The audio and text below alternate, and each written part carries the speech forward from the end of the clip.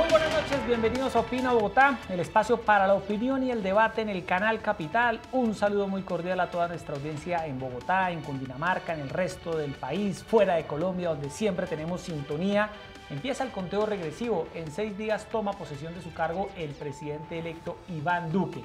Y desde allá se advierten muchos desafíos en temas de seguridad, economía, paz, relaciones internacionales. Y esta noche, faltando 6 días para la posesión de Iván Duque, aquí en Opina Bogotá de Canal Capital, vamos a hacer un programa de análisis para saber cuáles van a ser esos primeros desafíos que tendrá y cómo los deberá afrontar Iván Duque. También vamos a aprovechar para hablar de la actualidad política, lo que ha trascendido hoy. El senador Uribe se queda como senador, según ha dicho en su cuenta de Twitter, y eso pues obviamente agita el panorama político. Erika Fontalvo, buenas noches. Hola Jessy, ¿qué tal? Muy buenas noches para usted, para las personas que nos ven a esta hora. Gracias por estar una jornada más en este Opina Bogotá.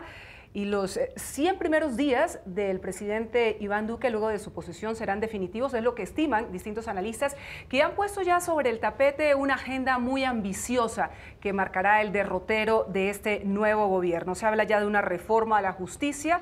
De hecho, el mismo Iván Duque, cuando era candidato, se acuerda, aquí mismo en Opina Bogotá nos había anticipado algo acerca de este tema. Hay que potenciar la economía, la seguridad, que no da espera. De hecho, él ya ha anunciado que una de sus primeras acciones de gobierno será visitar la región del Catatumbo, que ha sido escenario de una masacre durante las últimas horas. Por supuesto, salud.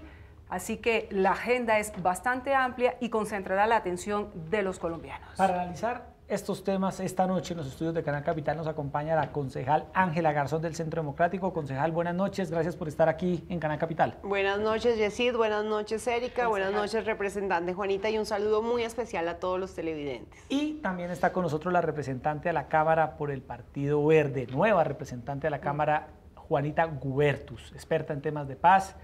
Representante, bienvenida a Opina Bogotá, buenas noches. Yesid, Erika, muy buenas noches, un saludo muy especial, Ángela, a toda la audiencia, muchísimas gracias por esta invitación, feliz de estar conversando sobre estos temas tan importantes para el país y para la ciudad. Bueno, iniciemos, Erika, con la noticia del día. Sí, muy señor. temprano en la mañana, Uribe volvió a sacudir el panorama político en el país, ha dicho, le ha pedido al presidente del Congreso que le retenga, esa es la expresión que usó hoy, retener su carta de renuncia. Hace una semana Uribe había señalado que renunciaba al Congreso porque sentía que moralmente estaba impedido para ocupar esa curul mientras avanzaba una investigación en la Corte Suprema por fraude procesal y por soborno. Mire, dijo en su cuenta de Twitter: por razones de honor nunca ha estado en mi mente que la Corte Suprema deje de conocer el caso para el cual me citan a indagatoria, y por eso le ha pedido al presidente del Senado, Ernesto Macías, que retenga sin considerar su carta de renuncia. El señor Macías se ha pronunciado también a través de la cuenta de Twitter que tiene, y bueno, ha señalado que dará cumplimiento a lo solicitado por el senador Uribe. Concejal, ¿cómo analizar este cambio en la postura de Uribe? Pues yo creo que el senador Uribe es muy claro en su cuenta de Twitter y lo criticaron arduamente diciendo que la renuncia era para darle la espalda a la Corte, que tenía un acuerdo con el fiscal general y prefería que lo juzgara el fiscal general. Ahora, ante estos ataques, para decirle de frente al país, yo sí estoy dispuesto a someterme a las decisiones de la Corte, ha tomado esta decisión y ahora otra vez lo critican. Entonces, quienes eran los grandes detractores diciendo que estaba escapándose de la Corte y acogiéndose a un fiscal amigo, ahora también son los primeros en atacarlo. Yo creo que aquí van a atacar a Álvaro Uribe Vélez por cualquier cosa que diga, y creo que le está siendo muy responsable en decir, como siempre lo ha dicho durante su trayectoria política, estoy dispuesto a someterme a la justicia de Colombia. Siempre lo ha hecho, siempre lo ha dicho. Y otra vez está de cara a la ciudadanía diciéndoles, para que no digan que quiero escaparme de la Corte y que un fiscal que ahora dicen que es amigo mío sea el que tome las decisiones, pues sigo en el Senado para que sea la Corte la que me juzgue. Pero de todos modos, esta decisión del senador Uribe, representante, llega luego de la recusación que ha hecho de los magistrados en la Corte Suprema de Justicia y de muchas descalificaciones a juicio de distintos sectores que ha hecho de este alto tribunal. Sí, pues yo la verdad creo que es una patraciada claramente. Yo de hecho públicamente lo dije en distintos escenarios. Me parecía un acto honorable que tomara la decisión de retirarse. Ningún funcionario público está obligado a retirarse, pero no olvidemos que el senador Uribe tiene 28 procesos en la Corte Suprema y 186 en comisión de acusaciones. Cuando él dice, para poder atender estos procesos yo no voy a poder ser al tiempo senador, varios salimos, incluyéndome, a decir, honorable decisión, importante que alguien por fin diga me voy a apartar de mi cargo para poder defenderme. Hubo efectivamente, como dice la concejal, un debate, pero se dio el primer día. Toda la comunidad jurídica, insisto, incluyéndome, dijimos, el caso se queda en la Corte Suprema, aquí no hay duda, esto no está para tratar de sacarlo, el caso se queda en la Corte Suprema. El argumento que esgrime al inicio es incompatibilidad porque no le va a quedar tiempo para defenderse en todos estos procesos y al tiempo ser senador, y cuando toda la comunidad jurídica concluye que el caso se queda en la Corte Suprema, él ahora esgrime que es que para no quitarle la competencia a la Corte Suprema, entonces no renuncia. Yo creo que falta un poquito de seriedad. No sé si en su momento reaccionó en caliente y por eso tomó la decisión de decir que renunciaba y ahora no renuncia. Por supuesto, insisto, y lo he reiterado en distintos espacios, absolutas garantías procesales. El senador Uribe, como cualquier otro colombiano, tiene todo el derecho a defenderse en un proceso, a tener todas las garantías para que efectivamente pues, sea la justicia la que tome una decisión frente a su caso. Lo que sí me parece muy triste es que en Colombia nos la pasemos en este debate y que gire en torno a Uribe. Por eso me parece la mayor importancia que el debate de hoy sea sobre el futuro del gobierno del presidente Duque, en vez de seguirle dando vueltas eternamente a si sí o si no. Hoy estamos justamente citados en la Cámara de Representantes a un debate sobre el tema de falsos testigos. Primer debate de la plenaria de Cámara de Representantes en torno a este mismo tema, como si no tuviéramos una cantidad de otras prioridades. Entonces yo sí creo que es hora de que el senador Uribe se defienda en su caso, tome una decisión final sobre si quiere renunciar o no, pero que pasemos a otras prioridades. Bueno, pero ahí yo quiero decir que Álvaro Uribe ha sido el primero en decir que se traten los temas de país, decir que no giren todas las conversaciones en torno a él. Son sus más grandes detractores los que siempre llevan el sentido a atacar a Álvaro Uribe Vélez. Él ha sido uno de los primeros en decir, ocúpense de los asuntos importantes del país, lo ha dicho en reiteradas ocasiones. En la campaña de Iván Duque también se hizo un poco, él dijo, es que las propuestas las tiene es Iván Duque. Son los grandes detractores los que siempre ponen en primera plana a Álvaro Uribe Vélez. Como concejal del Centro Democrático, claro que apoyo a Álvaro Uribe Vélez, que creo en él y creo que él está siendo responsable con su papel con el pueblo colombiano. Bueno, entonces, chequeado ese tema, antes de entrar en la materia de Iván Duque... 3 de septiembre, ¿no? Se cumplirá entonces la indagatoria del así señor es. Uribe en la Corte. Rápidamente, la reacción que tiene que ver ya con el gobierno de Iván Duque, porque es uno de los problemas más fundamentales que va a recibir, que es el futuro del proceso de paz con el ELN. Empecemos por ahí. Se ha conocido hoy que finalmente el gobierno del presidente Santos no logró firmar un nuevo cese bilateral al fuego con la guerrilla del ELN y en ese sentido el balón queda ya en manos del presidente Iván Duque, que ha fijado unas condiciones muy estrictas para continuar con los diálogos en La Habana. Concejal Ángela Garzón, ¿qué debe hacer Iván Duque con el ELN?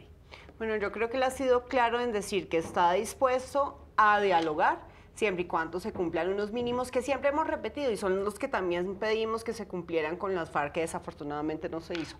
Cese unilateral al fuego, que dejen de secuestrar, que dejen actos terroristas, que devuelvan a los secuestrados. Hay unos mínimos que además yo creo que el país está pidiendo al ver la impunidad que ha existido con el acuerdo con las FARC y que cada vez la ciudadanía está más de acuerdo en que esos mínimos sí se cumplan para asegurar que se cumplan. Iván Duque ha dicho, estoy dispuesto a dialogar. Y otro tema importante, no se sabe si en La Habana, tal vez cambiando a otro país, porque se tienen, pues, por todo lo que pasó con el acuerdo de paz con las FARC, se tienen muchas dudas si debe ser Cuba el país donde se dialogue. ¿Usted ve probable que los diálogos con el ELN no se sigan desarrollando en Habana y se muevan a otro país? Yo creería que podría ser en otro país donde se puedan desarrollar estos diálogos siempre y cuando el ELN cumpla con unas condiciones mínimas. Representante. Bueno, en primer lugar, por supuesto, señalar que me entristece que no se haya llegado a un acuerdo. Creo que es en el mejor interés de todos los colombianos parar definitivamente ese otro lado también de la guerra. Una paz completa en Colombia depende de un acuerdo también con el ELN. Señalar en todo caso que creo que pues, es adecuada la decisión de no firmar un acuerdo a tan pocos días de que un nuevo presidente asuma la presidencia. Yo creo que lo normal y lo exigible para que un acuerdo con el ELN realmente llegue a buen término, pues es el involucramiento del gobierno del presidente entrante Iván Duque.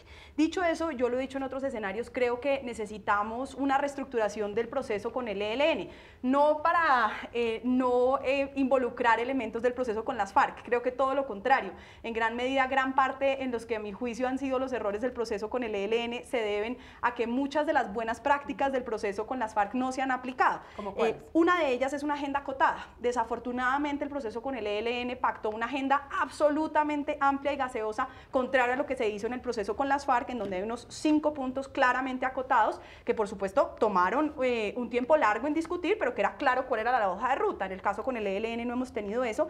Y segundo, y ahí discrepo de la concejal, yo creo, Ángela, que el reto no es exigirles antes un cese al fuego. Ese ha sido justamente el problema con el ELN.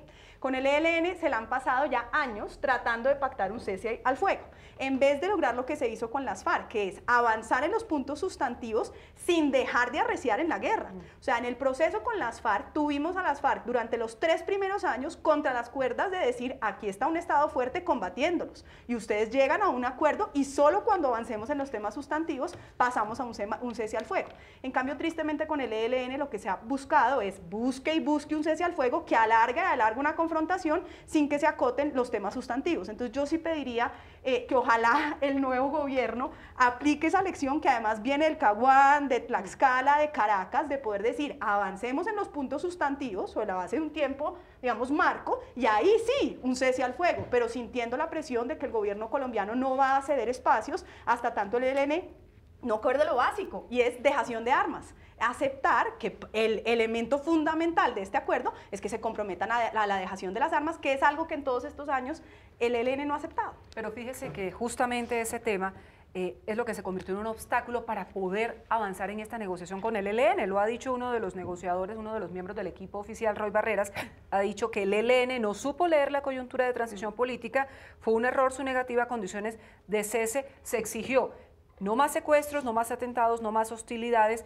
y seguramente así lo hará también el próximo gobierno. Entonces ahí nos vamos a ver en un cuello de botella, concejal y representante, frente a lo que va a ser el futuro de la negociación con el ELN. Lo ha expresado el ELN también, ¿no? La implementación del acuerdo que se hizo con las FARC no se ha cumplido.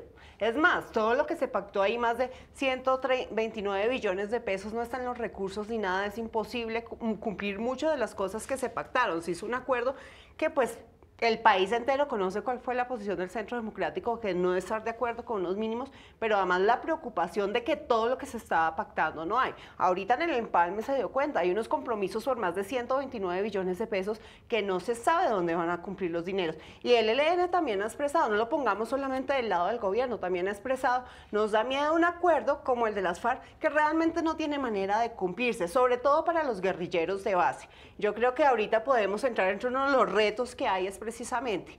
Aquí se están preocupando mucho qué pasa con esos líderes de las FARC, pero qué pasa realmente con todos esos guerrilleros de base. Por ejemplo, los arriendos de las zonas donde está la guerrillerada, que se llaman los guerrilleros de base, están vigentes hasta septiembre de este año y no se sabe dónde más va a salir el dinero que va a llegar. Y esos son temas que surgieron en el empalme y que conoce el país entero. Todo el mundo sabe ese Fondo Colombia en Paz, los problemas de dinero que ha tenido. Entonces yo creo que también aquí no es solamente el cese unilateral, sino también todas las dudas que se crean a través de unos acuerdos que se firmaron que no se sabe cómo se van a implementar. Entonces yo creo que aquí tanto el gobierno entrante como la misma guerrilla del ELN quiere tener puntos más claros, porque por firmarlo se firma cualquier cosa, pero realmente la implementación es lo que va a hacer que en Colombia haya paz. A mi punto de vista, lo que se pactó con las FARC no se está cumpliendo y eso va a hacer que no tengamos paz, y lo vemos en las disidencias de las FARC que cada día crecen y crecen. Me parece súper importante, claro, porque creo que ahí nos podemos poner de acuerdo. Yo comparto que uno de los retos más grandes para tener un proceso exitoso con el ELN es la implementación del acuerdo con las FARC, en particular en temas de desarrollo rural. Si no llegamos a aquellas zonas como el Catatumbo, como Arauca, donde ha tenido una presencia histórica el ELN, justamente a proveer a esas comunidades de desarrollo sostenible, de vías terciarias para que puedan sacar sus productos de manera competitiva, de acceso a educación, a salud, cooperativas para que los productos efectivamente salgan, sistemas de riego. Si no hacemos un esfuerzo, que por supuesto implica, como bien dice la concejal, unos recursos importantes, ¿cuál es la lógica y qué es lo que dice el acuerdo? Esto no se puede hacer en todas partes al mismo tiempo, por eso opera una lógica de focalización. Vamos priorizando unos territorios y sacando adelante esto. Si no hacemos eso en aquellas regiones donde el ELN está, las posibilidades de que no solo sigan estos círculos de violencia, sino que continúen reclutando a otras personas son altísimas. Pero necesitamos poder llegar a esas regiones y no son solo las horas del ELN, es que los de las FARC, es que estamos viendo las disidencias de las FARC, quienes defienden el acuerdo que firmó Santos con las FARC, pues realmente no se está implementando, no se ha cumplido nada. Juanita debe conocer mejor cuántos proyectos productivos realmente se han desarrollado. No hay más de 5 exitosos, con los guerrilleros de base que es los que necesitan. Sí, los líderes de las FARC, que además una de las cosas de ese acuerdo fue que no iban a estar en el Congreso, hoy están. Pero ¿quién habla de los guerrilleros de base? ¿Realmente va a haber paz en Colombia? No porque los líderes, que además son criminales de lesa humanidad, están sentadas en el Congreso. No, pasa en Colombia, y si es todas esas personas que además fueron víctimas en su momento, la mayoría de guerrilleros de base fueron reclutados de menores. Si no tienen ningún acceso, si no tienen ninguna oportunidad productiva, si no tienen atención psicológica, pues Colombia nunca va a tener paz así hayan 10 líderes en el Congreso de las FARC. Bueno, toma posesión Erika Iván Duque el próximo 7 de agosto. ¿Qué va a cambiar y qué no va a cambiar en Colombia? Representante. Bueno, en primer lugar yo diría hay un reto inminente que por el hecho de la posesión, digamos, no cambia, y es que tenemos unos retos de seguridad territorial muy importantes. Lo primero es señalar, Colombia efectivamente avanzó con la firma del acuerdo de paz, venimos en un proceso histórico de reducción de la tasa de homicidios, que es la más baja de los últimos 40 años, es un proceso además, y yo lo he dicho en distintos escenarios y creo que tenemos que hacer más eso, es un proceso que responde a un trabajo mancomunado de los últimos 2 gobiernos, es decir, 16 años de reducción histórica de la tasa de homicidios. En primer lugar, 8 años de un fortalecimiento de la seguridad, pero luego 8 años de aprovechar ese fortalecimiento de la seguridad para ponerle fin al conflicto armado a través de un proceso de paz. Eso nos deja con la tasa más baja de homicidios. Pero eso no quiere decir que no tengamos unos retos inmensos en la ruralidad. En las zonas de antigua presencia de las FARC, donde hay presencia de cultivos ilícitos, donde hay presencia de minería ilegal, la tasa de homicidios local está disparada.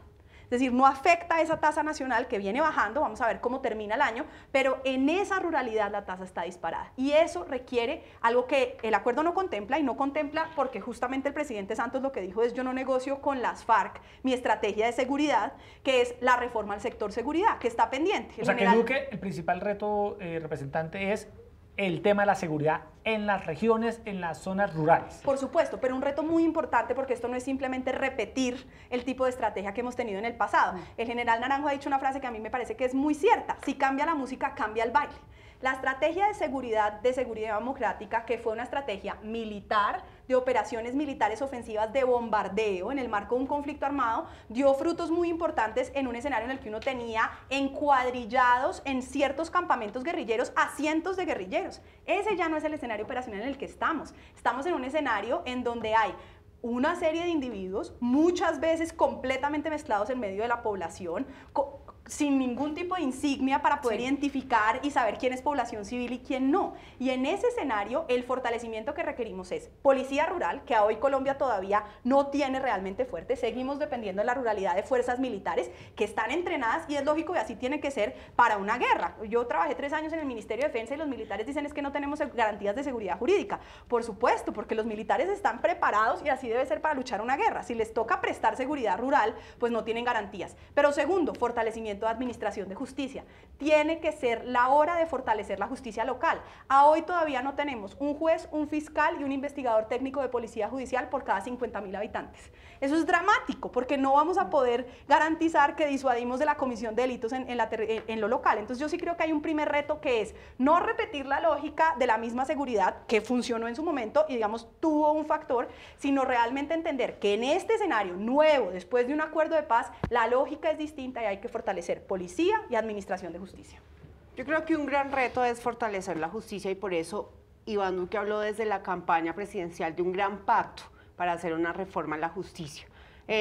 Lo desinformaron mucho lo que él decía, pero y hoy ya como presidente electo ha dicho: tenemos que hacer ese gran pacto social por la reforma en la justicia, donde participen muchos actores. Él no viene aquí con una fórmula. Cuando dijeron que quería dejar una sola corte, no. Él dijo, estudiemos entre todos, hagamos un gran pacto social realmente, donde miremos esa reforma a la justicia. Yo sí creo que la justicia es un gran reto en Colombia, pero viene otro tema muy importante para lograr además que haya paz y que haya mejor calidad de vida en el país, y es el tema económico. Es lograr empleo formal, especialmente en el campo. En el campo tenemos un 80% de informalidad. Las personas ahí no tienen seguridad social, no tienen trabajos estables. El campo es un gran reto para Colombia y es llevar esa formalización laboral al campo. Y tenemos que trabajar sobre la economía en Colombia y sobre formalizar los empleos para mejorar la calidad de vida. Y eso es un gran reto que tiene Iván Duque, además con austeridad en el Estado. No se trata que el Estado sea el que provea empleos, porque también tenemos que hacer esto, austeridad en el gasto. Vimos que este gobierno que pasó de Juan Manuel Santos, lo que hizo fue una burocracia terrible, incrementar gastos de funcionamiento y no tanto de inversión, sino los de funcionamiento.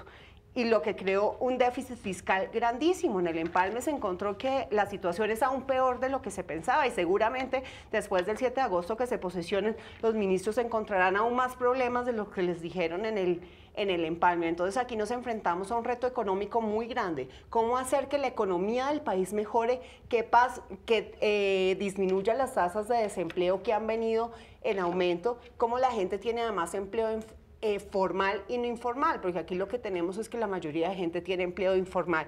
¿Cómo lograr que los jóvenes tengan empleo? ¿Cómo lograr que los mayores de 45 años también tengan empleo? Eso es uno de los grandes retos para mejorar la calidad de vida de Colombia, y mejorando también esa calidad de vida puede ser más fácil también lograr la paz en Colombia. Hay situaciones que no dan espera. Una de ellas, lo mencionábamos antes, es lo del Catatumbo, que evidentemente cada vez está más deteriorada la situación para los civiles que están ahí en medio del fuego cruzado, esa guerra entre el ELN, entre otras cosas, y también lo que llaman los pelusos, que eran el antiguo EPL. El presidente Duque dice, voy a visitar la zona. ¿Cuál es la estrategia que debería llevar? La representante algo nos anticipó, pero sin lugar a dudas lo que hay que tomar son medidas inmediatas, porque es que la gente está cada vez más desesperada. ¿Qué tendría que hacer? ¿Cómo llegar a esa zona, por lo menos, para dar esperanza a todas estas personas? Bueno, yo insisto, creo que hay un elemento fundamental, ya lo he dicho, de policía, es decir, capacidad de policía en lo local. A la gente le pasa que la policía está en la cabecera municipal, pero no está en la ruralidad. En el caso del Tarra, están absolutamente dispersos del lugar donde se dan este tipo de hechos. Segundo, administración de justicia allí en el territorio. Parte de lo que ha pasado es que los casos se priorizan en Bogotá, en la fiscalía, cuando ya se ha dado el homicidio, pero ahí en lo local no hay una capacidad verdadera de administración de justicia. Yo haría un piloto muy serio de fortalecimiento de la capacidad de investigación técnica judicial en lo local.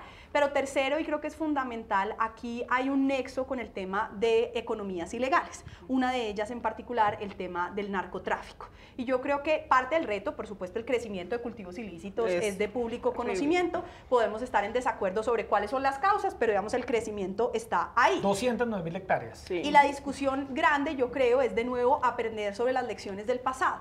En Colombia ya tuvimos a través de Plan Colombia todo un proceso de aspersión aérea que, digamos, permitió en un momento dado reducir los cultivos y mantenerlos, pero empezó a generar resiembra. Y el propio gobierno americano fue el que, digamos, en una conversación con el gobierno colombiano, estamos hablando más o menos de años 2007, 2008, 2009, hace todo un cambio de la estrategia hacia lo que se conoció en su momento como el Plan de Consolidación Integral de la Macarena, que es entender que para que esos campesinos realmente tengan un proceso sostenible de salir del cultivo de la droga, necesitan insertarse en economías legales, necesitan tener acceso a desarrollo rural. Entonces se ha dicho que es el colmo que el acuerdo hable de que la sustitución es voluntaria, y eso es falso. El acuerdo no dice que si la gente quiere sustituye y si no, no. Lo que dice el acuerdo es, como gobierno hay un compromiso de trabajar con los cultivadores, que ellos hagan un proceso de renunciar al cultivo y que haya un proceso de acompañamiento para que efectivamente haya desarrollo rural, pero que se incumplen. Es decir, si no quieren sustituir o si vuelven a cultivar, tiene que haber erradicación forzosa.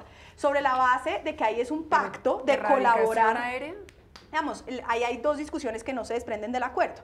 El acuerdo no prohíbe la aspersión aérea. El acuerdo simplemente dice, trate primero con las comunidades, porque los procesos que han sido exitosos han partido de que las comunidades se comprometen con la sustitución porque se vinculan a procesos de desarrollo rural, pero existe la posibilidad de la erradicación. ¿Quién prohibió la aspersión? La aspersión viene siendo prohibida a través de un proceso de cortes y de recomendaciones de la OMS diciendo hay unos elementos muy graves del glifosato en términos de la salud. Digamos, lo importante aquí es garantizar, perdón, simplemente cerrar esta idea, que aprendemos las lecciones del pasado. Si nos devolvemos simplemente a un tema de erradicación forzosa, ya está claro que la conclusión es resiembra. Lo que necesitamos son procesos de insertar esas comunidades en desarrollo rural. Claramente, y aquí venimos a un punto muy importante, creo que es un gran reto de Iván Duque, y es cómo cumplirle a todas esas comunidades que este gobierno les incumplió. Hablando, por ejemplo, de los cultivos ilícitos, las familias que decidieron acogerse a varios beneficios y programas para restitución de cultivos y no dedicarse a cultivos ilícitos, no han recibido sus dineros. No les han cumplido. Y esto lo vemos con los temas de paro agrario, paro de transportadores, los arroceros, con absolutamente todos los sectores. Este gobierno de Juan Manuel Santos les incumplió absolutamente todas las promesas. Creo que un gran reto de Iván Duque es mirar, bueno, con lo que tenemos, cómo vamos a trabajar, cómo hacer volver a hacerle creer a la gente que el gobierno sí les va a cumplir. Uno de esos temas va a ser salir a las regiones de nuevo. Él ya ha anunciado que todos los sábados hará unos talleres construyendo país por todas las regiones del país y lo hará durante sus 4 años de gobierno. ¿Por qué? Porque la gente ya no cree. Porque el gobierno de Juan Manuel Santos incumplió absolutamente todas las promesas. En los temas de restitución de cultivos es terrible todo el dinero que le deben a esas familias campesinas que creyeron en el gobierno, que se acogieron, que hoy se ven sin dinero, sin ningún cultivo. Entonces es importante empezar a cumplirle a la gente. Es volver a crear esperanza en el país y que el gobierno sí les va a cumplir. Y buscar los recursos. Aquí el tema que se hablaba en campaña es importante.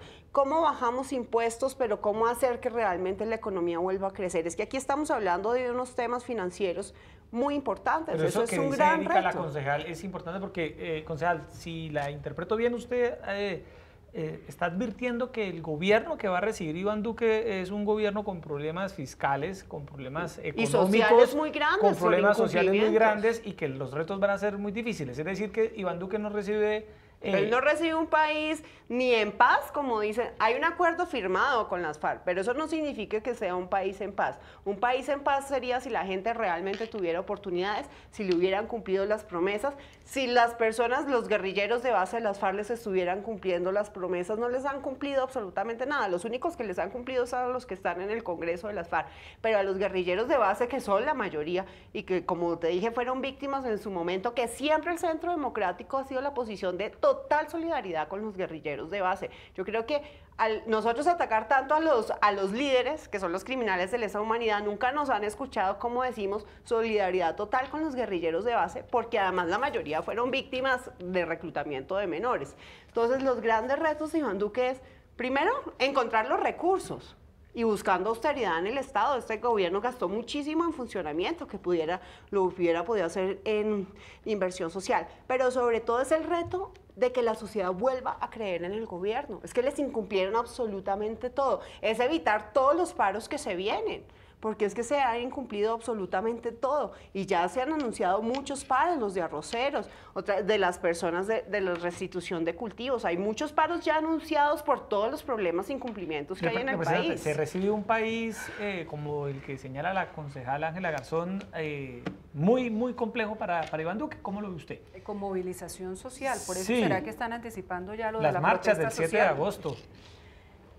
Y aclarar que la representante hace parte de la Alianza Verde, que ya se declaró en oposición a Iván Duque. Es correcto. Nosotros desde el Partido Alianza Verde nos hemos declarado una posición constructiva y autónoma de las otras oposiciones. No somos los mismos tipos de oposición. Y eso me permite referirme a algo de lo que decía la concejal, y ya me refiero también al tema de la situación general del país. Yo creo que uno de los principales retos que tiene el presidente electo, próximo presidente Iván Duque, es enfrentarse a un pesimismo nacional brutal, que ha estado alimentado porque las dos oposiciones al gobierno del presidente Santos, tanto la derecha como la izquierda, se dedicaron 8 años a decirnos a todos los colombianos que todo estaba mal, que no había nada que estuviera mejorando. Entonces yo creo que un primer reto, y ahí estaré desde una oposición constructiva y reconociendo cuando haya pasos, que creo que es un reto inmenso, como el Centro Democrático, que lleva alimentando ese pesimismo, ahora le toca hacer gobierno para ver cómo trata de dar tranquilidad en temas en los que puedo estar de acuerdo con la concejal. Un tema, por ejemplo, es el incumplimiento frente a los cultivadores. ¿Cuál ha sido, qué es lo que se pactó en el acuerdo de paz? No entrega de cheques, sino garantía de trabajo con los cultivadores para acceder a programas de desarrollo rural. ¿Qué les dijo luego en la implementación el gobierno Santos? Cheques, una cartera que es imposible de cumplir y que todos los técnicos dijimos, acá, perdónenme, pero un error en la ejecución, no un error en el acuerdo, porque si ustedes miran el acuerdo, en ninguna parte del acuerdo se les promete cheques, y luego en la ejecución hay un error ahí craso. Comparto también el tema frente al tema de la reincorporación. El avance en la reincorporación es lentísimo, sin ninguna claridad de cuál es el proyecto productivo de la guerrillerada. No solo los de base, porque los líderes también necesitan un proyecto productivo y tienen que engancharse dentro de una lógica de reincorporación. Entonces ahí, digamos, tengo acuerdos y yo diría cómo logramos sacar al país de ese pesimismo, y ahí, insisto, desde una oposición responsable, nosotros seremos los primeros también en reconocer cuando haya avances, porque no creemos que le haga bien al país ahondar en un pesimismo. Ahora, sí quiero decir que tengo un panorama distinto. Yo sí creo que el país es otro, y creo que además, insisto, hay que hacer balances de los últimos 16 años y no solo de los últimos 8 años.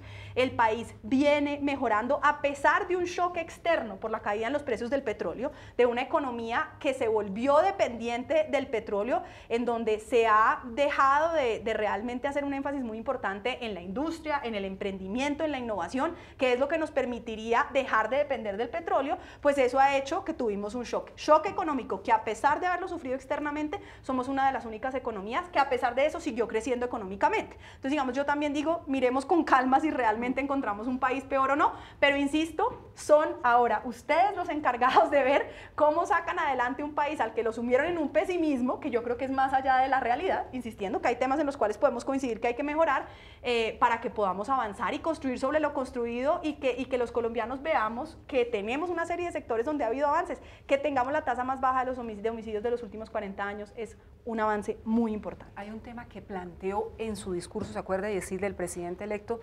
El de la unidad. Justamente ahora que hablan acerca de ese tema, porque yo la veo difícil, Erika. Yo también la veo un poco compleja, pero ahí el presidente Duque va a mostrar su liderazgo, porque efectivamente va a haber una oposición que está muy fortalecida en el Congreso de la República, también pues evidentemente en las calles, esos más de 8 millones de votos a favor del señor Gustavo Petro, que es también uno de los líderes de la oposición, y evidentemente en esas calles, como usted mencionaba hace un momento, va a haber un pulso ahí de fuerzas, arrancando justamente el día de la posesión, y creo que la movilización social va a ser un argumento de sectores de la oposición a lo largo de todo el gobierno de Iván Duque, más allá de las protestas de esos sectores que nos hablaba la concejal que no se les ha cumplido y que legítimamente van a salir seguramente también a las calles. ¿Cómo generar esas condiciones para que en Colombia no nos sigamos enfrentando? Porque es que si no marchamos hacia el mismo lado, difícilmente vamos a lograr echar para adelante. Yo creo que Iván Duque, Erika, desde la misma campaña, en los debates, la gente lo pudo ver cómo invitaba a la reconciliación, cómo no caía en peleas personales. Yo creo que el talante que ha mostrado Iván Duque es precisamente eso, el de invitar al país a reconciliarse respetando las diferencias, porque siempre ha sido muy claro en decir respeto las diferencias, respeto las críticas que se hagan, todo bajo el respeto y todos mirando unos grandes proyectos de Estado en el que sí podamos ir todos. Él ha invitado a la reconciliación, lo hizo en sus dos discursos, tanto en primera vuelta como en segunda vuelta, invitando a los colombianos a dejar ese grado de polarización y a unirse, a tener respeto. Ha dicho muchas veces, tampoco tendré espejo retrovisor. Hay que decir la verdad, porque si hay un gran déficit fiscal y hay unos problemas económicos muy grandes, pero no con espejo. Él ha dicho, dejemos el espejo retrovisor y miremos adelante. Hay que decir la verdad de cómo se recibe el país, eso sí, para que haya las cuentas claras y después tampoco se culpe al gobierno de Iván Duque de problemas del gobierno anterior. Pero él creo que ha sido en todas sus intervenciones muy claro en invitar a la reconciliación, en decir no vamos a gobernar con venganza ni con espejo retrovisor, respetamos que hayan personas que piensan diferente, queremos trabajar en eso, unámonos en algunos puntos. Yo creo que Iván Duque lo ha demostrado y lo demostró durante toda la campaña presidencial. Yo creo que hay que pasar de unos discursos que puedo compartir con la concejal que a mí personalmente me han sorprendido para bien, importantes como discursos, a los hechos. Y doy algunos ejemplos. Entonces, Iván Duque dice no hacer trizas el acuerdo de paz, no lo vamos a hacer trizas. Y sin embargo, 3 congresistas de Centro Democrático presentan a nombre del Centro Democrático un acto de referendo para echar para atrás la Jurisdicción Especial de Paz. Vemos que una cosa es lo que pasa en el Congreso, que son cómo se le hacen una serie de cambios, algunos cambios que yo creo que son desafortunados, pero digamos uno diría, ahí hay una actitud conciliadora. Pero por el otro lado, 3 congresistas diciendo, vamos a echar para atrás y derogar la Jurisdicción Especial de Paz. Segundo, protesta social. Sale el nuevo ministro de Defensa a decir, esto hay que no, si la protesta social es solo la que va con las mayorías, si es una minoría no vale. Entonces ahí también hay un acto terrible.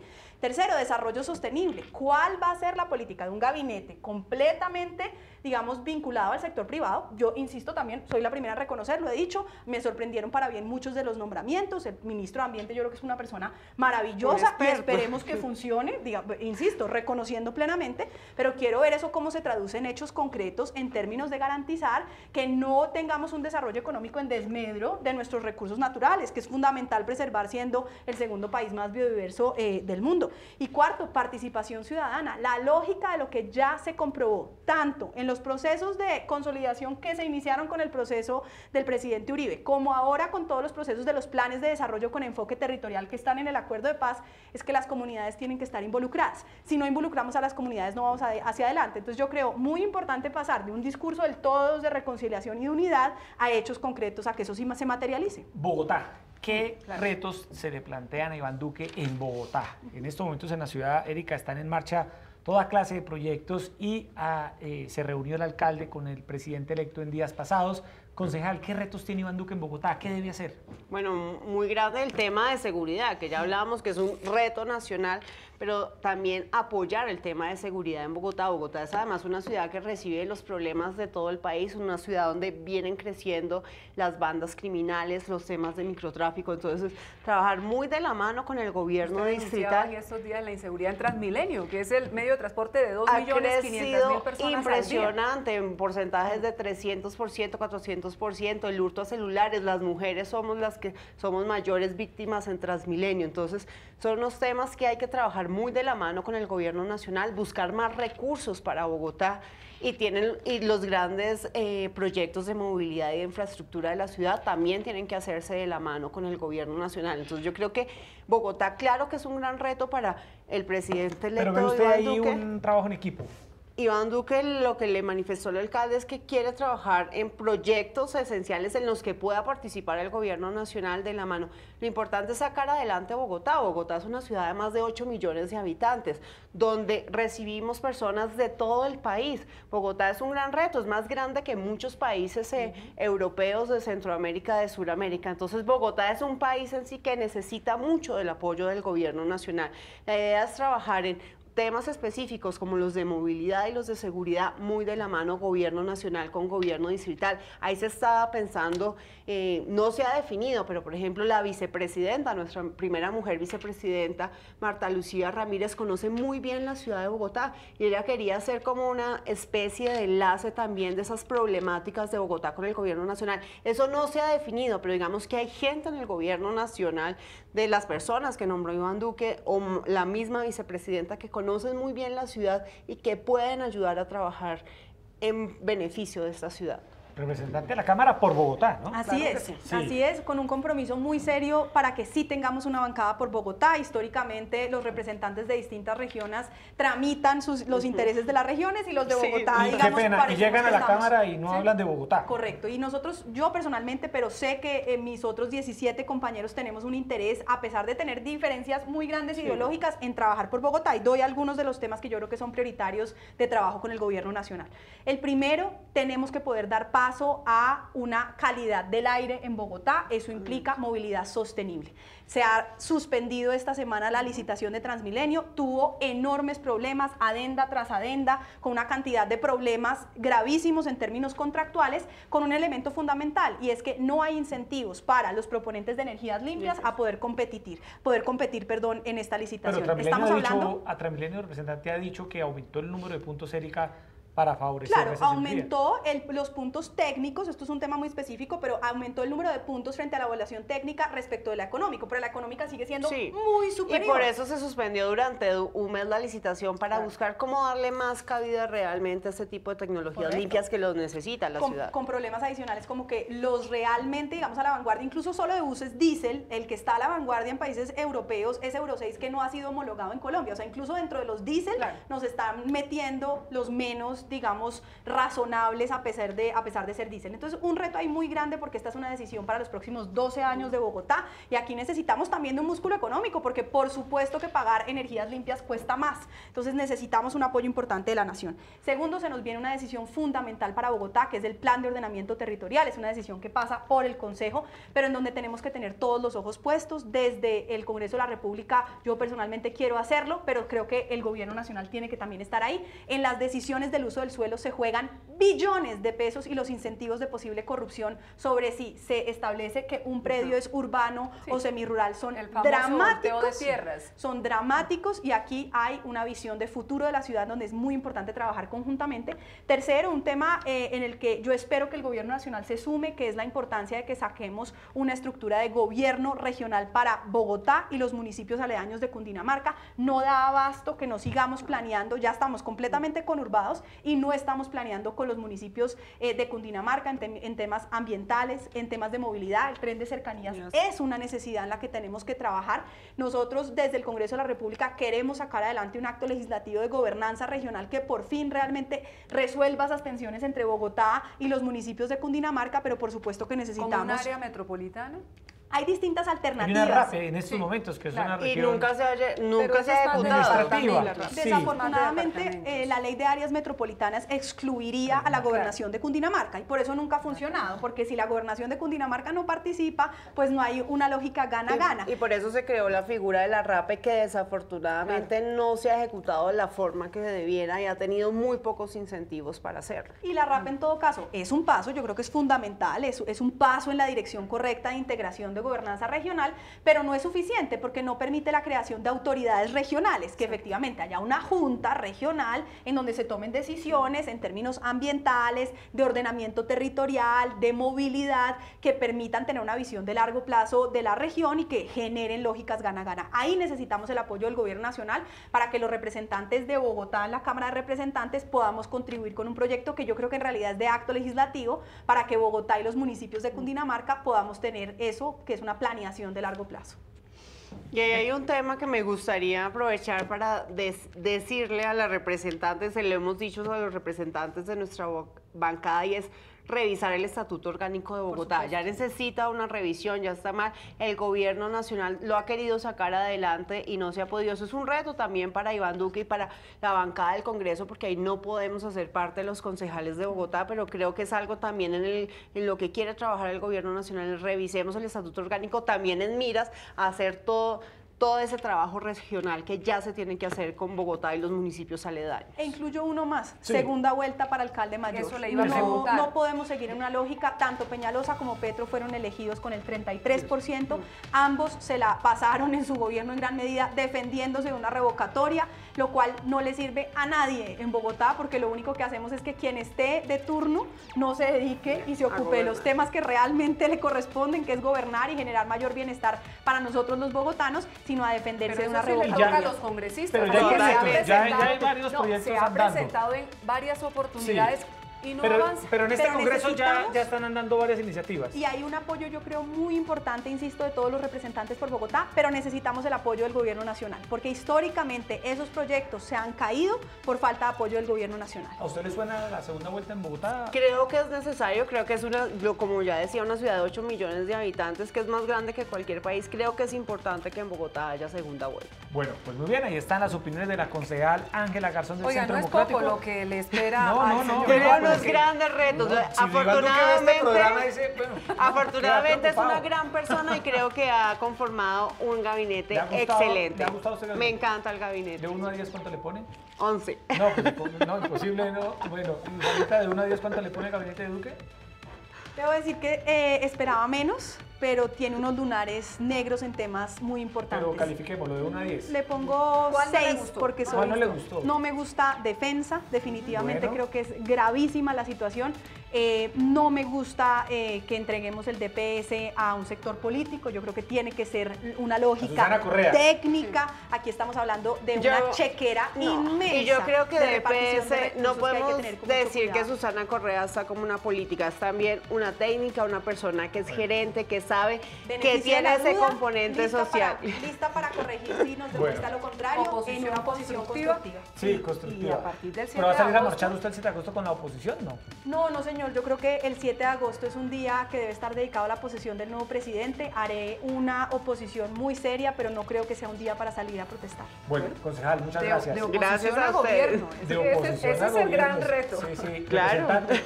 Gracias por estar esta noche aquí en Opina Bogotá de Canal Capital. La esperamos muy pronto. A Ambas. ustedes, muchísimas gracias. Muy buena noche para todos quienes están en sus casas y feliz de compartir en este escenario sobre Bogotá y el país. Bueno, muy bien, Erika, se nos acabó el tiempo. Excelente panel femenino. Sí, muy bien. Sabe que Totalmente a mí me encanta femenino. que vengan mujeres y que Yo usted s- quede en minoría.